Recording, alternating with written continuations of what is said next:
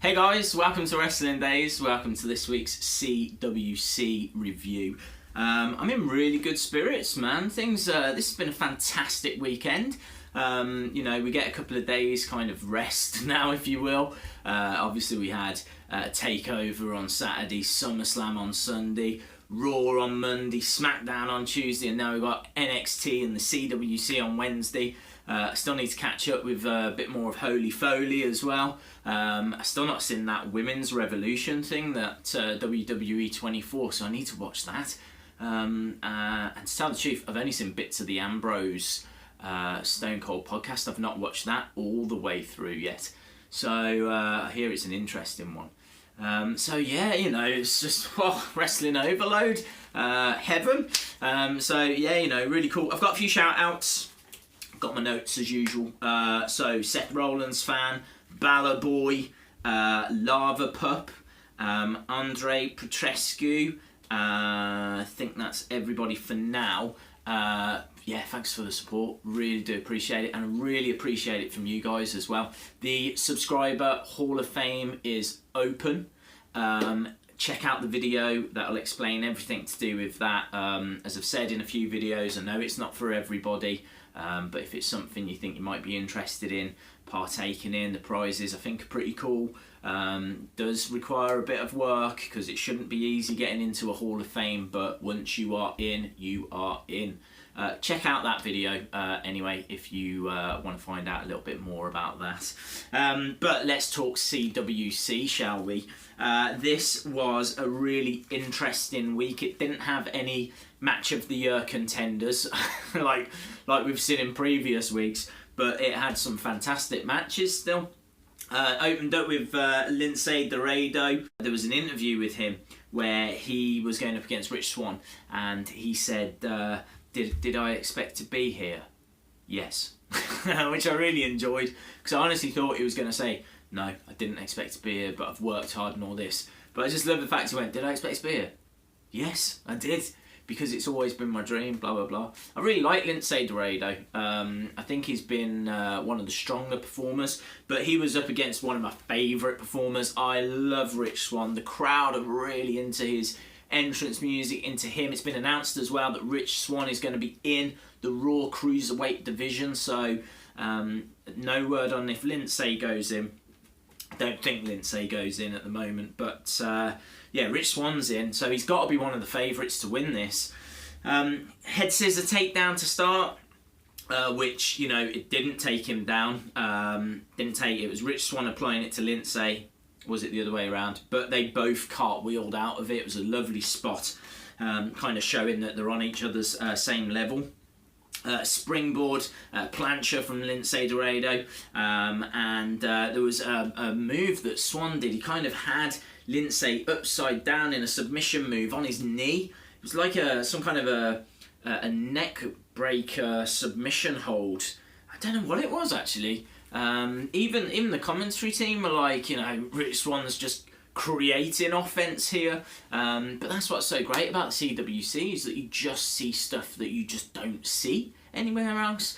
Even the high flyers are coming up with moves and spots that I don't know if they're banned in the WWE. I don't know if the main roster aren't adventurous enough to go for some of these. I don't know if it's just the quality of independent wrestlers that they've got for this. They're just coming up with some. I just don't know how I've not seen any of these, but there's a lot of moves I've never seen before. Miss Frankensteiner from Rich Swann. It was a really great start to the match, but it did lull. It kind of, they started going into a few kind of submission rest holds, and it did start to slow down. There was a missed shooting star, but there was a moonsault, like 450 splash that connected from Swann. Hit Lince Dorado bang on the face. It looked nasty. But that gave Swann the victory, so Swann moves forward. Next up, we get Drew Gulak against Zack Sabre Jr. And, well, you don't need me to tell you that I was lapping this up. I'm a big fan of Zack, not just because he's British. Yes, because he's British, I am biased. I don't care.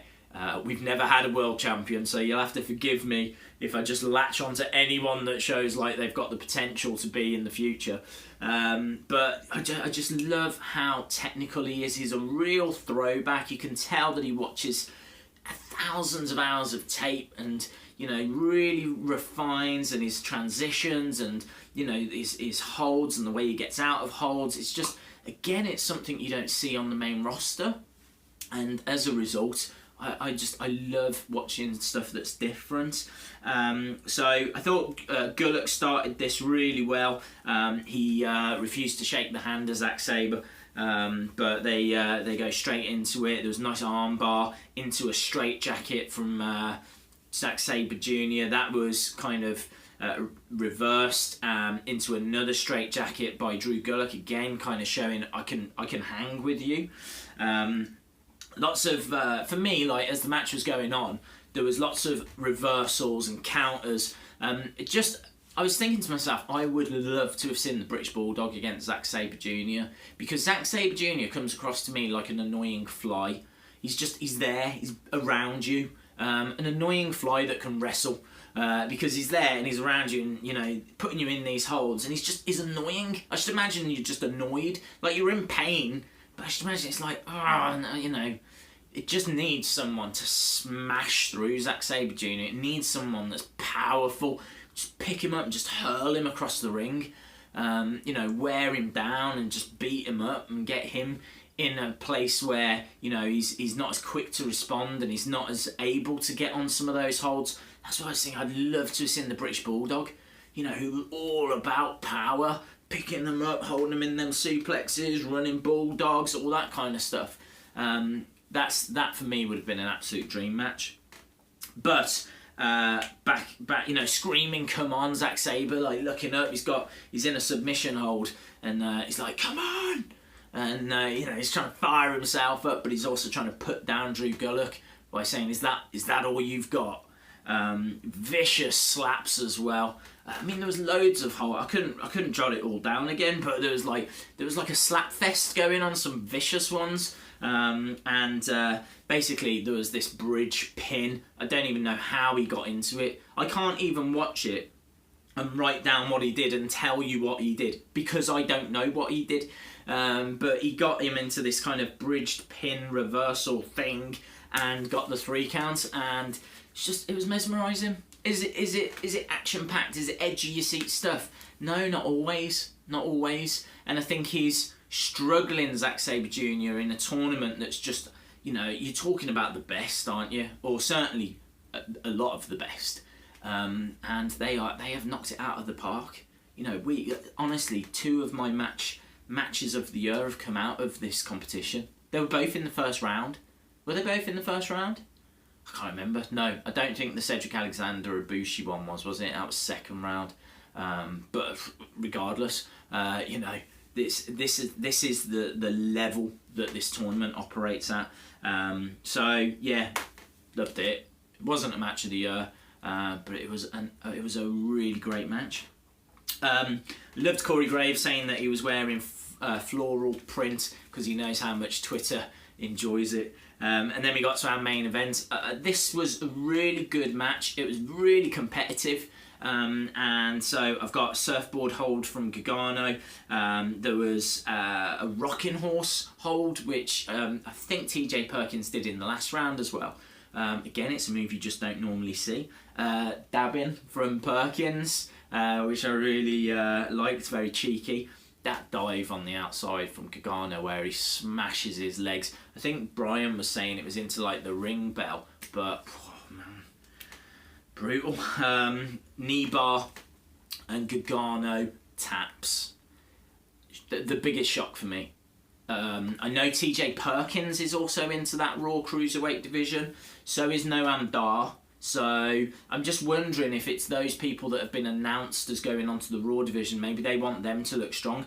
With that being said, Zack Sabre wouldn't sign. He's got other commitments, but Noam Dar I think has. So I'm wondering if Noam Dar is going to go over Zack Sabre now. I don't know if Ibushi has. Ibushi I think they would keep in. He's just been absolutely... for me, he's been the standout. Kota Ibushi has been the standout in the CWC. But this was the biggest shock out of everything that's happened.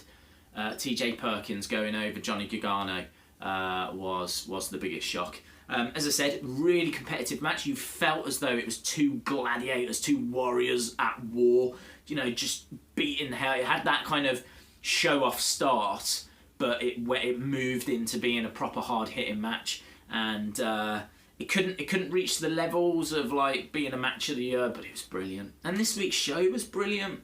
It was, you know, it's nice. I really like the CWC because, like, with Raw and SmackDown and everything, it's very storyline heavy, which isn't a problem. You know, obviously you get caught up in the feuds and what's happening and what's going on. But CWC, there aren't any. It's just two guys, you know, trying to progress in a tournament, and so it's all about the wrestling. And it does offer something that little bit different. So yeah, really enjoyed it. And next week we move on to the quarterfinals. I hope I have these right because I jotted them down at the end. Rich Swann, I think, goes up against TJ Perkins next. I think that's going to be fascinating because both of those guys are on the Raw thing, so either of them could win. I think Rich Swann will go forward. I think TJ Perkins just got his massive win over Gargano, but I think that they'll give it to Swann. Zack Sabre against Noam Dar. For me, this was no doubt. This was always going to be Zack Sabre, but I'm wondering if politics will come to play. Wouldn't surprise me if Noam Dar goes forward. I don't know. I'm going to cheer for Zack Sabre, but it wouldn't surprise me if it's Noam Dar. Tozawa against Gran Metali. This is going to be mouth-watering. This is, for me, the match of the next round of the quarterfinals. So yeah, I am going to go with Tozawa on that one. Has Gran Metali hasn't signed yet. Although I'd heard he had. But it's all real sketchy about that. I keep hearing such and such as signed, then it turns out they haven't, so not sure. And then Kota Ibushi against the Brian Kendrick. The Brian Kendrick has signed. He will be on the Raw Cruiserweight thing. I don't think that'll be enough for him to get past Kota Ibushi. I think that he's been so impressive, they'll probably want to keep him around, maybe for another round. I think he could go on and win the thing, but again, politics might come into play because he hasn't signed, so fascinating. Watch this space. Right, that is it from me. If you haven't subscribed to the channel, really would appreciate it if you could, because we've got loads of stuff happening at the moment and I don't want you to miss out. Give the video a like if you liked it. You can follow me on Twitter and Facebook at Wrestling Days UK, and that's it. Thanks a lot for watching. See you again next time. Bye for now.